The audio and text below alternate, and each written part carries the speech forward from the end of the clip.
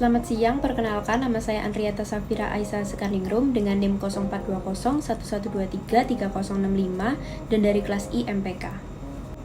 Jadi dalam rangka memenuhi ujian tengah semester manajemen pengambilan keputusan, hari ini saya akan menjelaskan salah satu kasus pada perusahaan di Indonesia dalam materi pembahasan MPK pada minggu kelima, yaitu adalah analisis pemecahan masalah atau problem solving. Jadi dalam analisis proses pemecahan masalah itu ada 4 tahap atau 4 langkah yang harus dilakukan, yang biasanya disebut sebagai 4C atau 4Cs. Jadi C yang pertama itu adalah contain the problem. Jadi kita harus bisa menjelaskan masalah apa yang ingin kita pecahkan. Sangat penting untuk memiliki pemahaman yang jelas tentang apa yang ingin kita selesaikan, karena hal ini tuh bertujuan untuk selalu menahan atau membatasi masalah yang akan terjadi di masa depan. Nah, C yang kedua itu adalah cause atau find the cause of the problems. Jadi setelah kita mengetahui permasalahannya, kita harus mencari tahu asal dari masalah tersebut.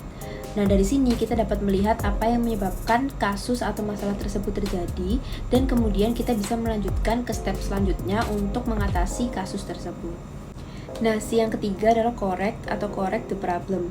Jadi setelah penyebab masalah atau cause tadi ditentukan, yang harus kita lakukan itu yang pertama, kita harus mengambil tindakan cepat dan pragmatis untuk menemukan tindakan pencegahan efektif dan menerapkannya dengan bijaksana. Yang kedua, kita juga harus memutuskan seberapa cepat solusi tersebut harus diterapkan.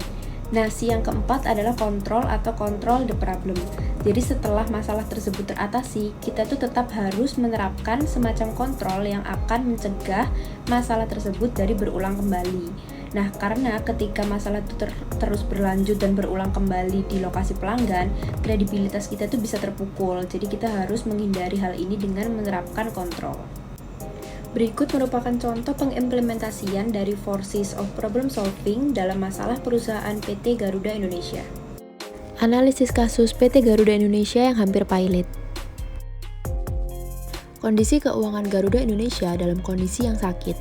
Pada tahun 2021, perusahaan mencatat kerugian bersih senilai 898,65 juta US dollar atau dalam rupiah mencapai 12,85 triliun.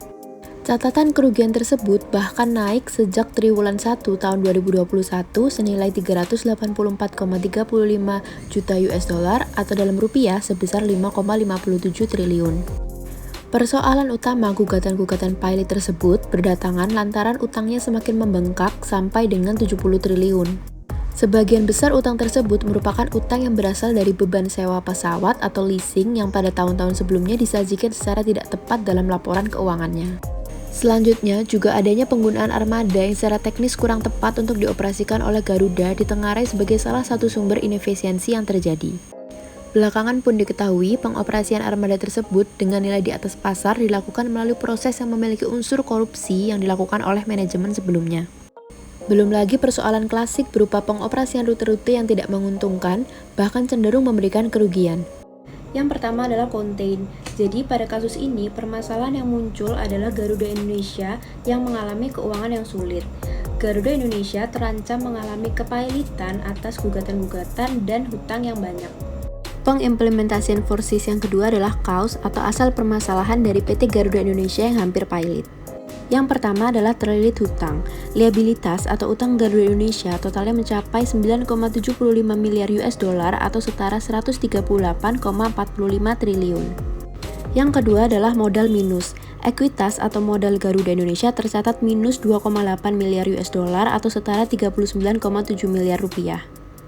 Yang ketiga adalah biaya sewa pesawat Garuda Indonesia yang memang lebih mahal, bahkan mencapai 4 kali lipat lebih tinggi dari rata-rata. Dan yang terakhir adalah banyaknya rute penerbangan yang membuat rugi perusahaan. Garuda sendiri sebelumnya memiliki 437 rute dan akan dikurangi menjadi 140 rute. Selanjutnya adalah korek. Jenis korek yang dapat digunakan oleh Garuda untuk menemukan penanggulangan yang efektif adalah: yang pertama, mengubah pembayaran sewa pesawat dan mesin dari fixed monthly rate menjadi power by the hour untuk meminimalkan biaya sewa. Yang kedua adalah melakukan rencana relaksasi dan restrukturisasi pembayaran hutang yang telah jatuh tempo dengan para kreditur perusahaan melalui proses perundingan baik secara langsung maupun melalui proses penundaan kewajiban pembayaran utang atau PKPU. Yang ketiga adalah fokus terhadap rute domestik dan beberapa rute internasional yang memberikan hasil yang positif dengan hanya mengaplikasikan rute yang sering digunakan. Yang terakhir adalah melakukan negosiasi kepada lessor untuk mengurangi biaya leasing sehingga dapat tercapai efisiensi dan optimalisasi terhadap seluruh komponen biaya yang ada. Tahap terakhir dari pengimplementasian 4Cs adalah kontrol. Jenis kontrol yang harus dihadapi oleh Garuda untuk mencegah masalah kembali terjadi adalah: yang pertama adalah menghindari lessor nakal yang koruptif dan melakukan kerjasama jahat dengan modus memberikan tarif sewa yang lebih mahal kepada Garuda Indonesia dibandingkan tarif pasaran. Garuda harus melakukan survei pasar mengenai harga terlebih dahulu atau melakukan tender sehingga bisa didapatkan harga yang lebih kompetitif.